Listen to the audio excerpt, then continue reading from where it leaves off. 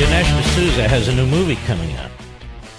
It's called Death of a Nation. He'll be with us in about 10 minutes, too. And not since 1860 have the Democrats so fanatically refused to accept the result of a free election. That year, their target was Abraham Lincoln. Now their target is President Trump and his supporters. From best-selling author Dinesh D'Souza, award-winning producer Gerald Molen, comes their latest film, Death of a Nation, with stunning historical recreations and a searching examination of fascism and white supremacy. The film cuts through progressive lies to expose hidden history and explosive truths. Lincoln united his party and saved America from the Democrats the first time. Can Trump and we come together and save America for the second time?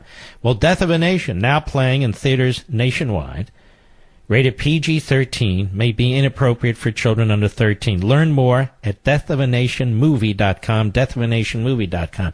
Did it already start, Mr. Producer? It starts today, right now, Friday. So you might want to check it out. Now is a great weekend to go.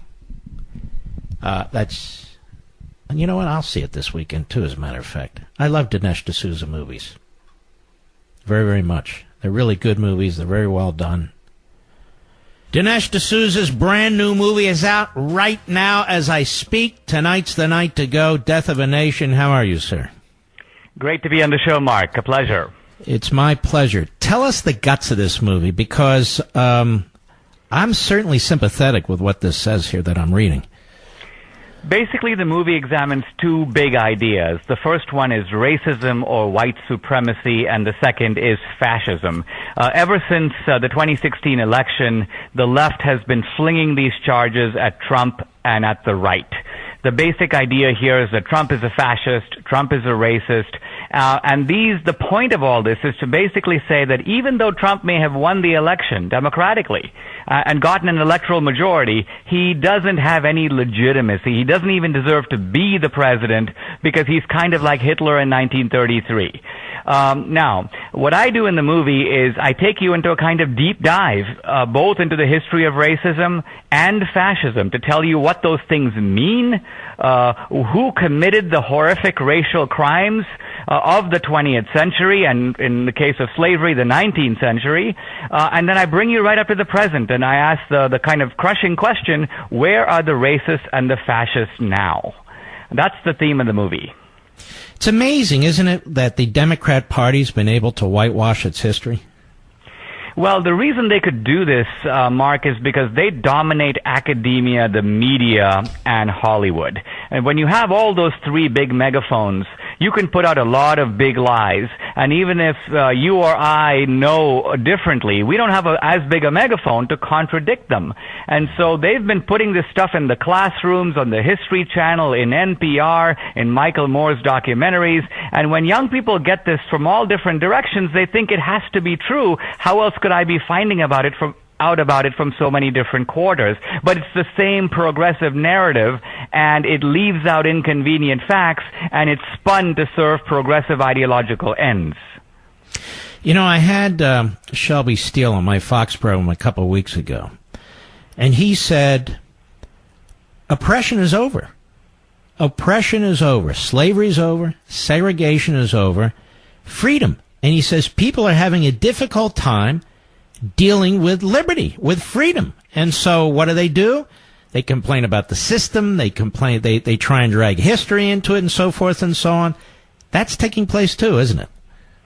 Yes, it is. Now, I agree with Shelby Steele as far as the government is concerned and the laws. We certainly have equal rights under the laws, and that is a wonderful thing. But I would say that the Democratic Party, the way it has organized itself, it has established a kind of new type of ethnic plantation today. It's obviously not the old slave plantation, but what it is what I call multicultural or multiracial plantations.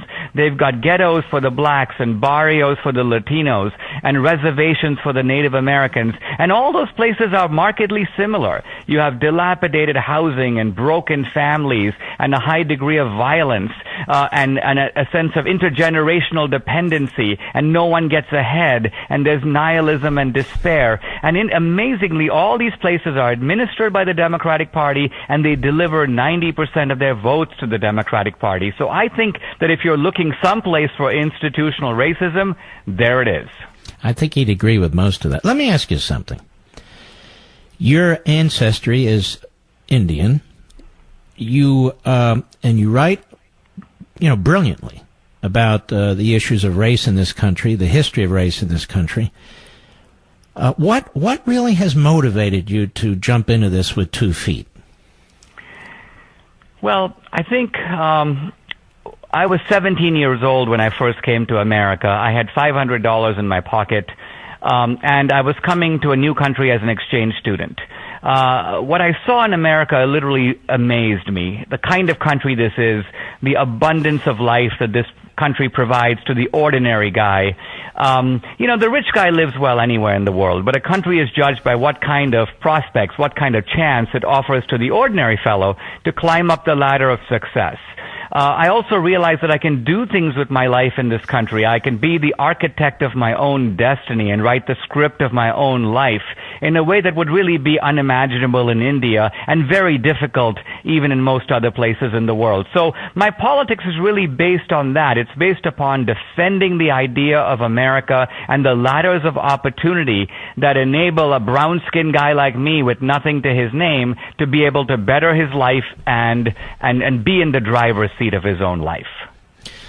Beautifully put. Now, you say we're on this collision course, really this new civil war we're headed for. Explain that.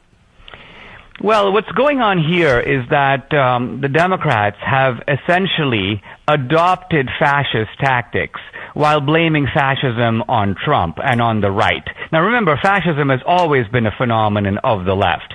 Mussolini was a socialist. Hitler's party was the National Socialist Party. If you just read through the Nazi 25-point platform, which is what the Nazis campaigned on, you'll see state control of banks, state control of insurance companies, state control of education, state control of healthcare, state control of religious liberty, and down it goes. Now, this is not a conservative or right-wing agenda by any stretch of the imagination. Now, amazingly, the reason that the left is able to get away with what it does is it looks at things like Charlottesville, the Charlottesville rally. Now, that was a tragedy. A person got killed and got run over. But what I want to talk about for a moment is the Charlottesville narrative. And the Charlottesville narrative was, hey, look, there's white supremacy, and it's all on the right. These are right-wingers who are Trump supporters. Now, Mark, the explosive part of this movie and the accompanying book, Death of a Nation, is I blow this out of the water. I show that this is not true, that the organizer of the Charlottesville rally, Jason Kessler, is a left-winger. He was an Obama activist. He was an Occupy Wall Street guy, and the media knew about this because it was on the Southern Poverty Law Center website, but they decided not to go into it because it would be very inconvenient for their narrative. In the film itself, I interviewed the poster boy of white supremacy, Richard Spencer. Again, a guy routinely presented as a right-wing neo-Nazi, a right-wing white supremacist. But it becomes really obvious in the movie that this guy is not only not a right-winger, he's a left-winger, and one might even say a far left-winger. Because in the interview, I say to him, I go, you tell me, all men are created equal, true or false? He goes, false.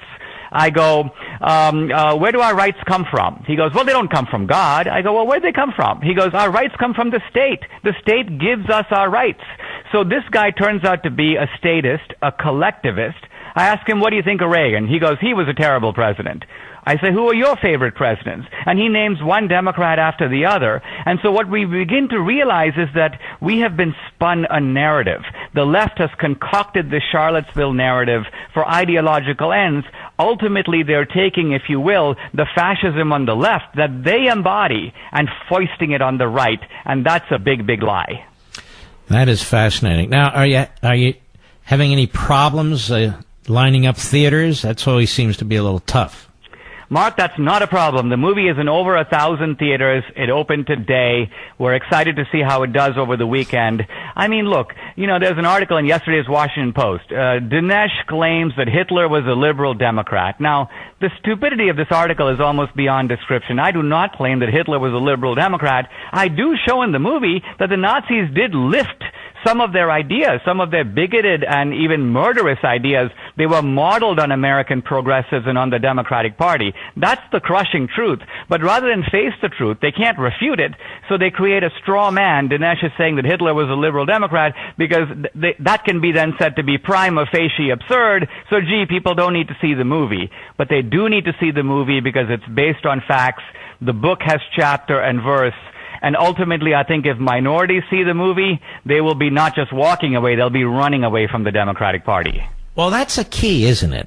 That's a key. If we can get to people who normally vote Democrat because they believe the Democrat Party is the party of their salvation, and they can really see the history of the party and where the party's taken them today, I think we'd make great progress. I think your movie could do that.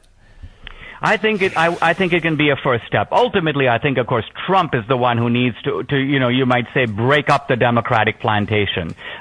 In other words, try to figure out a way to bring the kind of economic prosperity that so much of the rest of the country is enjoying into the inner cities and into the Latino barrios of South Texas and onto the native reservations, because given the choice between ladders of opportunity and the kind of rope of dependency that the left has to offer, I have no doubt that people would choose the latter, but they need to have the ladder in front of them. Death of a Nation, it's in a lot of theaters. It's probably in a theater near you. I would strongly encourage you to see it tonight, see it this weekend. I'm going to. And I want to thank you for producing another great historic movie, Dinesh D'Souza. Really appreciate it, Mark. If I may say, deathofanationmovie.com. You can actually put in your zip code and boom, it'll tell you the theaters that are playing right near you. So deathofanationmovie.com is how you find out where it's playing. Excellent. We'll link to that. All right. Take care of yourself. Thank you very much. All right. Be well. Let's go ahead and put the book up there, Mr. Producer. And deathofanationmovie.com. Let's put that on our social sites so people can just go there, put their zip code in, he said, and find out where the movie is. I would strongly encourage you folks to check that out. We'll be right back. Mark Levin.